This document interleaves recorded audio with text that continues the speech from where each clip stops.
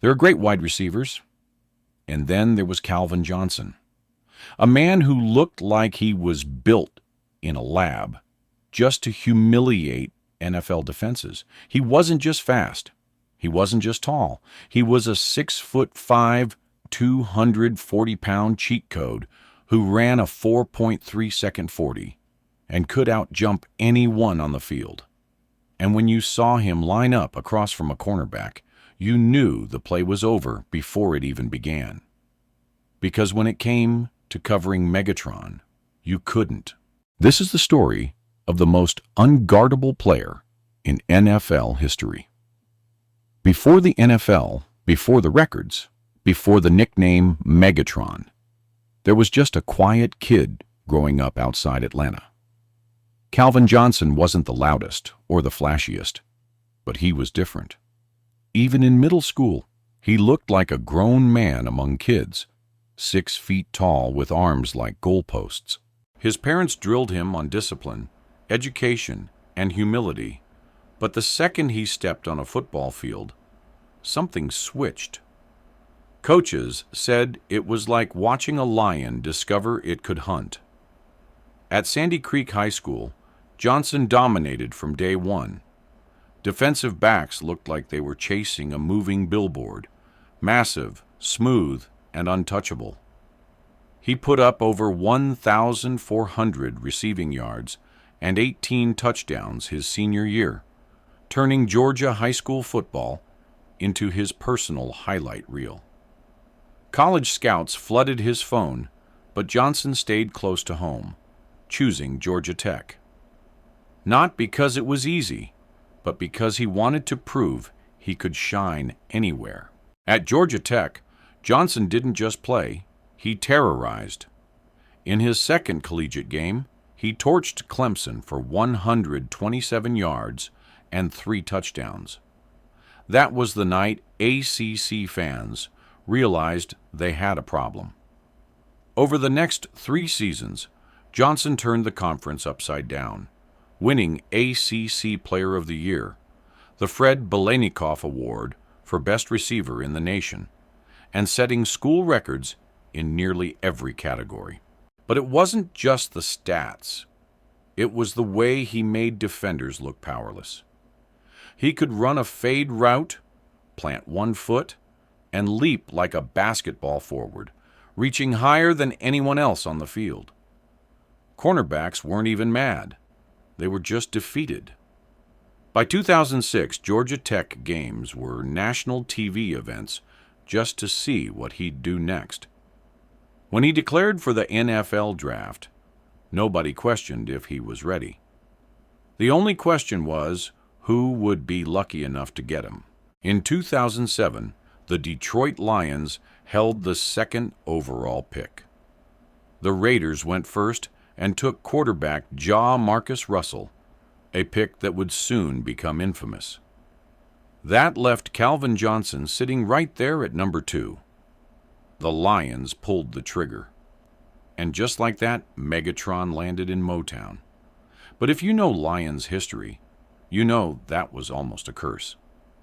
The franchise was deep in mediocrity, plagued by bad coaching and worse luck. Johnson walked into a team that hadn't had a winning season in years, and that's being generous. In his rookie year, he flashed brilliance, over 750 yards and 4 touchdowns, despite catching passes from a carousel of quarterbacks. But things hit rock bottom in 2008. The Lions went 0-16, becoming the first team in NFL history to lose every single game in a season. And yet somehow Calvin Johnson had over 1,300 yards and 12 touchdowns on a winless team with 3 different quarterbacks. Think about that for a second. That's like performing a symphony while the rest of the band is asleep. The Lions' fortune changed in 2009 when they drafted Matthew Stafford 1st overall. Finally, a real quarterback with a cannon for an arm.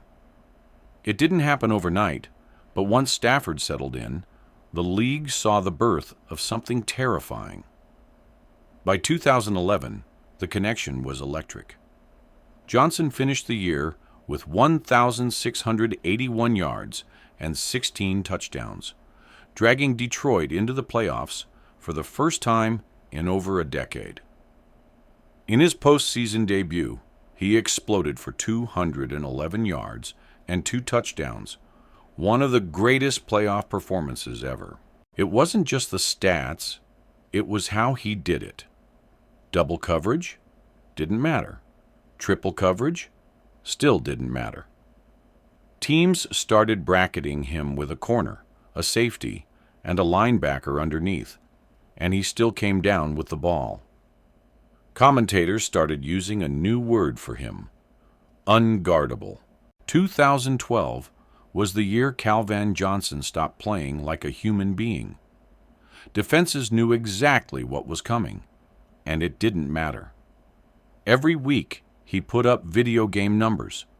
He posted 8 straight 100-yard games, broke every coverage scheme, and looked unstoppable doing it. Then came Week 16 against the Falcons, a night that would rewrite the record books. Johnson finished with 225 yards, breaking Jerry Rice's single-season receiving record with 1,964 yards, a record that still stands today. To put that into perspective, that's more than some entire NFL team's receiving corps. He did it while drawing the toughest coverage in the league and playing for a 4-12 Lions team.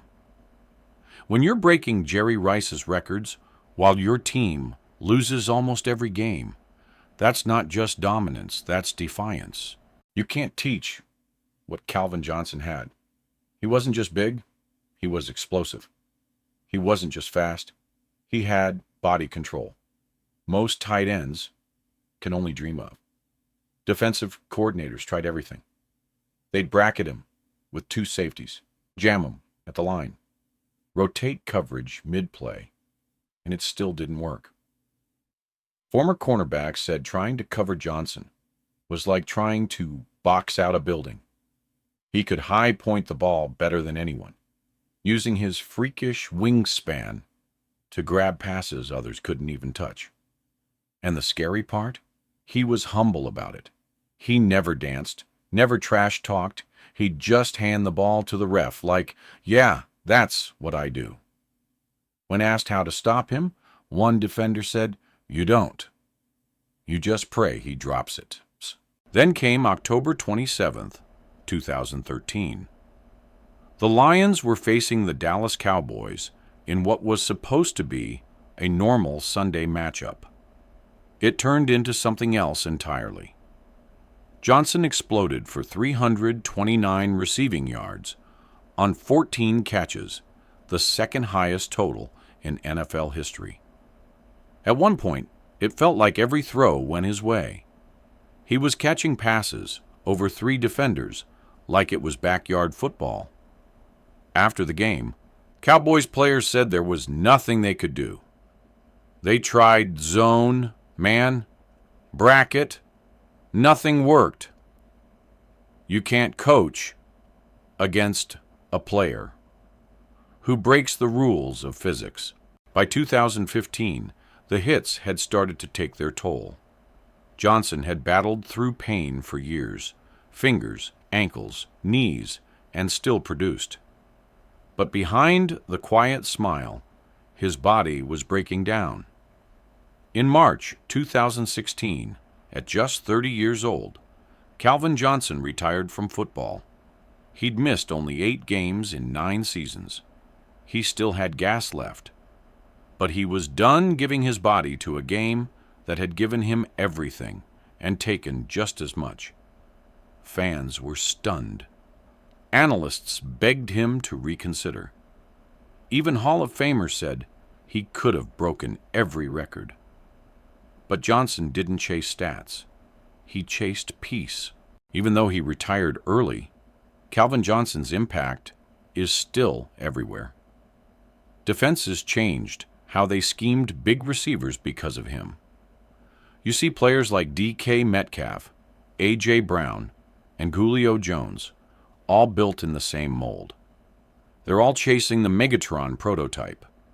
And when you look at what he accomplished, 6 straight 1,000-yard seasons, 3 first-team All-Pro selections, and a Hall of Fame induction on the first ballot, it's hard not to wonder, what if he'd played just a few more years? Would that 2,000-yard season have happened? Would he have rewritten the entire receiving record book? Probably. But maybe that's what makes him legendary. He left before he ever faded. He walked away as the most unguardable player we've ever seen, and maybe ever will. Calvin Johnson wasn't a product of hype. He was a storm that blew through the NFL and left everyone chasing in his wake. He didn't need drama or scandals to make headlines. His play spoke for him. Opponents still tell stories about his strength, how cornerbacks bounced off him like pinballs, how safeties timed perfect hits that barely slowed him down. Coaches say they'd design entire game plans just to contain him, and still fail.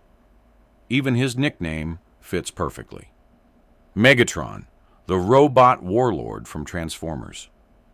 Because when Johnson took the field, it really did look like a machine was playing among men. Since retiring, Johnson has stayed mostly out of the spotlight, working on business ventures, helping athletes manage pain through legal health treatments, and advocating for players' rights. He's soft-spoken, thoughtful, and grounded, the exact opposite of the monster he became between the lines. And that's what makes his story even more compelling. Behind the myth, behind the records, behind the highlight reels that still blow up YouTube every offseason, there's a guy who simply loved the game, gave it everything, and walked away with his dignity intact. So what makes someone truly unguardable? It's not just size, speed, or power. It's the ability to make the impossible look routine. And no one, not Randy Moss, not Jerry Rice, not Julio Jones, ever embodied that more than Calvin Johnson. He didn't just beat defenses. He broke them. And when he finally walked away, the game felt a little emptier. Because sometimes greatness burns so bright, it can't last forever. So now the question's on you. Was Calvin Johnson the most unguardable player ever? Or does someone else even come close? Drop your thoughts in the comments. Hit that like button if you love NFL stories like this, and make sure to subscribe, because the next legend we're covering might just surprise you.